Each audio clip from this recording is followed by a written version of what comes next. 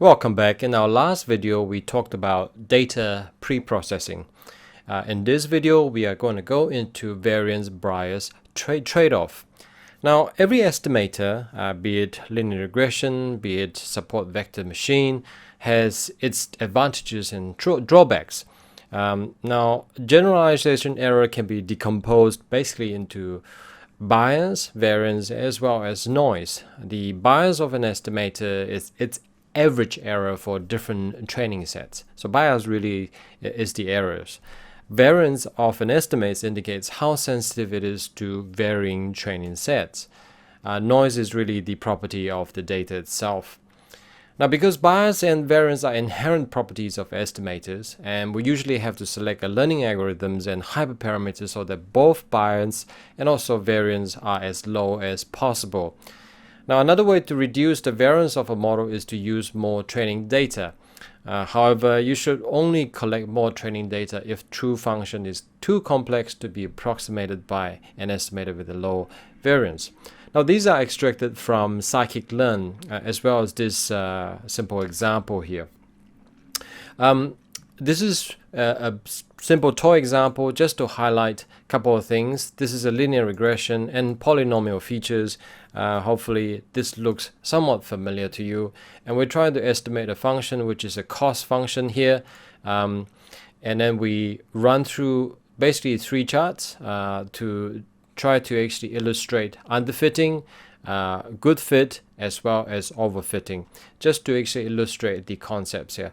I won't go through these codes in depth. Basically, the whole idea of this is you are trying to actually have an actual function here. We are trying to fit the function using a linear regression with polynomial features.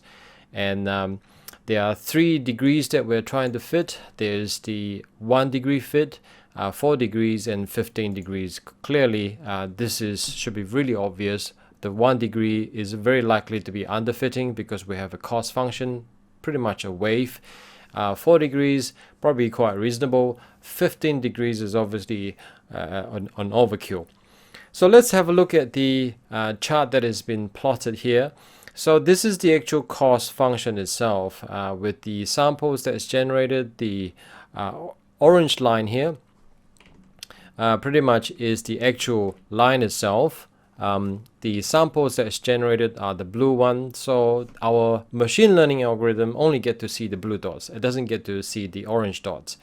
So this model, which is the blue line here, is the 1 degree or degree 1 model, and you can see here the actual mean square error is rather large. It's 4.8 times 10, so it's 40 here.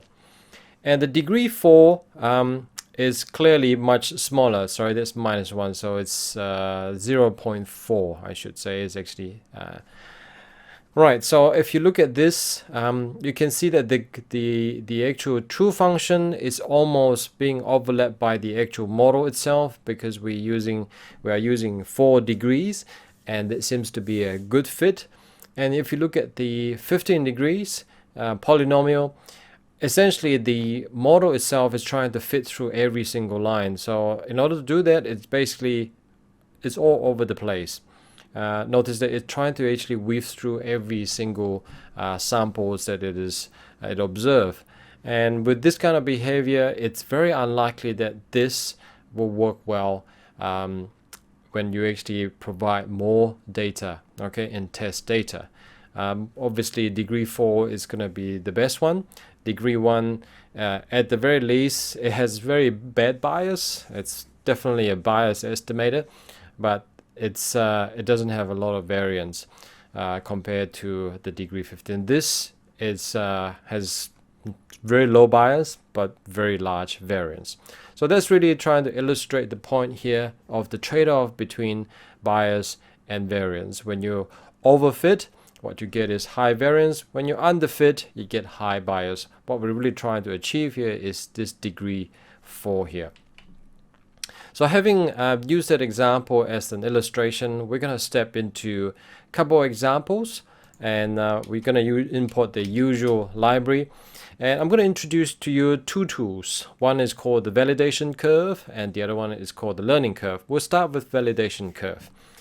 Now, the purpose of the validation curve is really for identification of over and under fitting. It plots training and validation scores versus model parameters. So in this case, we are trying to vary the model parameters here, whereas the training and validation score will be highlighted to us. We'll be calculating both of these. Okay, the first one we're going to look at is ridge regression. Hopefully you still remember that this is a regularized linear regression. And we're going to import the usual NumPy. We're going to import this model selection called validation curve. That is an inbuilt function of scikit-learn. And we're going to make use of the iris library as well as importing the ridge regression. I'm going to make use of these codes that is actually provided from the scikit-learn documentation. And later on, once I've illustrated these concepts here, we're going to move into the Boston housing data that we've been playing with, and just to see how these concepts can be applied. So you can look forward to that. It's really a little exercise at the end of it for you, but obviously you need to grasp the concepts of validation curve as well as learning curve. Right, so we set the random seed, we load the iris data set that's provided with scikit-learn. Iris data set is really flowers. I think I briefly talked about this in one of our earlier videos. Right, so in essence, what this is really doing here is we have downloading the data. Okay, so basically we have XY and we are shuffling the actual data itself. And here, the actual parameter that we're actually trying to tune here is alpha. Remember that ridge regression has the alpha being the so-called penalized factor, and this is where you can actually vary it. And here we are looking at a log space from -5 to 2, so at a step of breaking it into 10 steps. So this is log space. Let me just show you how this actually works. And what you can see here is that it's 1 to the 10 to the power -5. This is 6 to the power of 10 to -5, and then basically step by step all the way to 1 to the power of 1 times 10 to the power of 2. So this is 100 here. So it's basically on a step basis in the log space. And what we are running here is the actual validation curve that we have imported from scikit-learn. We feed into it the actual estimator. In this case is ridge. The X, the Y, the parameter name here is alpha, and also the range that we are testing this. Obviously, you can actually change this number. And what we are using to actually evaluate this is R2, or the R square. And we're printing the training score as well as the valid score. In the meantime, we're also calculating the train data mean, also the train data standard deviation, meaning the actual models mean as well as standard deviation when it's actually being used to when it's trained on the training data. And when it's applied to the test, we're also calculating to the mean and also the standard deviation. This output is pretty much the actual score of the training and also the validation scores. Right, so and over here, the actual test and also the validation are interchanged, okay, are used interchangeably. Right, so when we actually, the next cell here is really plotting the figure itself. We are plotting the parameters range, and we're trying to fill the actual range itself. I'm going to show you that in a minute. And again, we're plotting the parameter range against the actual test. This earlier one is about the training, against the training, and this is against the test. Again, we're plotting the fill. This is actually to give it a band. And finally, these are just the label and also the legend itself. So looking at the blue line is the training accuracy. So this blue line is actually the mean score that we calculated. The band here, okay, the upper band and the lower band here, the blue band is the training plus and minus, let me see, 1 standard deviation. And the green one is the actual validation score or the test set. When the model is being applied to it, it has a larger band and the actual accuracy is lower as well. Well, actually this is not really accuracy, this is more the R square, so I should really label it So I'll just call it R2. All right, so what you can see here really is a couple of things. One is that when it's out of sample, the performance decreases. That's the first thing. Second thing is, remember, when you actually have 10 to the power of 0, what you get is actually 1. Over at this point here is when there's no regularization being applied. So basically there's no penalty being applied. And this is where the beginning of the training score start to drop fairly quickly. And the actual validation also drop fairly quickly. And the performance of the so-called model is, as soon as you start applying 0.1, applying penalization or bringing alpha of 0.1, it starts to perform fairly consistently, I think around 0.93 and also the validation score as well. If we can look at the data itself, we can't really tell where the actual penalization is being applied. So can't really tell from printing it purely the training score. We probably should print the alpha to go with it too. But that's quite alright. At least from the charts here, you can actually tell. You can tell that as when you actually apply some form of penalization, roughly about 0.1 onwards, you actually start to actually get pretty good performance out of your model itself. The alternative is that you might want to increase this 10 to 50 so that you can actually see where the real tilt start to come in. So that's really the basic idea of validation curve. So what we are doing now, the next part is, again, just to reinforce the point here, is that we're gonna apply this to a support vector machine.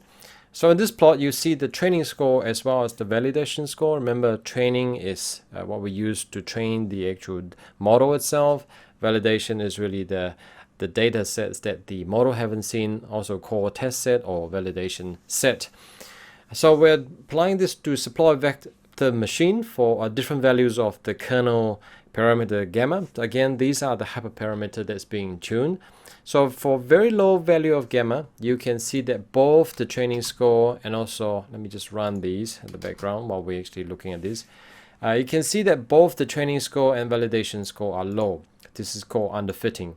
We weren't able to observe this with the ridge regression, so I'm running this so that you can actually see an example of this, whereby the median values of gamma will result in higher or high values for both the training scores as well as the validation score. So that means the classifier is performing fairly well here. If the gamma is too high, the classifier will overfit, which means the training score will be very good, but the validation score will be poor. So let's have a look at this. Okay, again, we are running the same thing. We're using the digits data set now rather than the iris. Digits here is actually really handwriting. Don't be too concerned about this. You haven't seen this. In the future video, I will cover this. In this case, for the validation here, what is being applied is the support vector classifier. We'll cover classifier in the next section.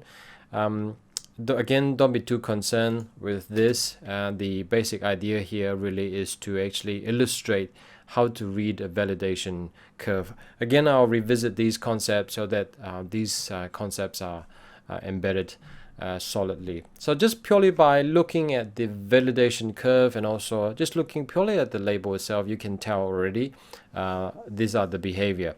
So over at this part, when the gamma is really low, you can see that this is underfit. So the score drops down to 0.1. So it's really, really poor.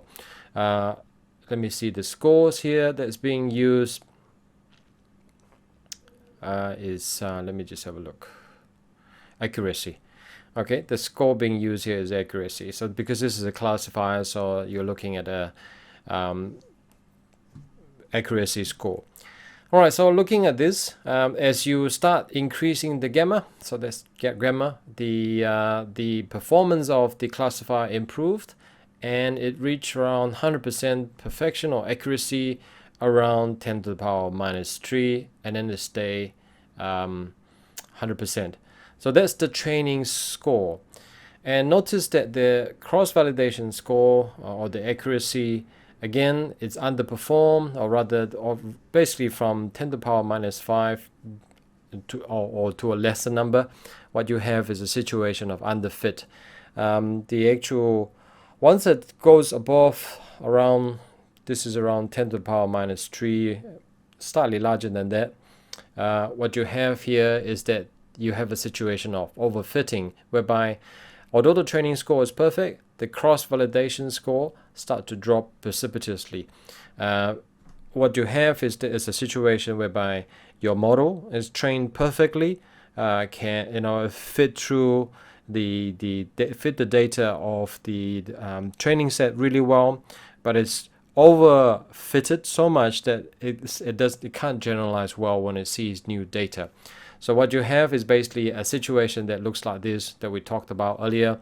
When you have the gamma is too small, you have an underfitting problem. When you have the gamma too high, what you have is an overfitting problem. It cannot generalize well when it's actually being shown new data. So that's really the support vector machine here. So that's really the portion or the section on validation curve. I hope you found that useful. When we come back, I'm going to go into the learning curve itself. I want to actually cover this in the next video, and then we'll do both two exercises, one on the validation curve and also learning curve. So I look forward to seeing you in the next video. We're going to cover learning curve in the next video.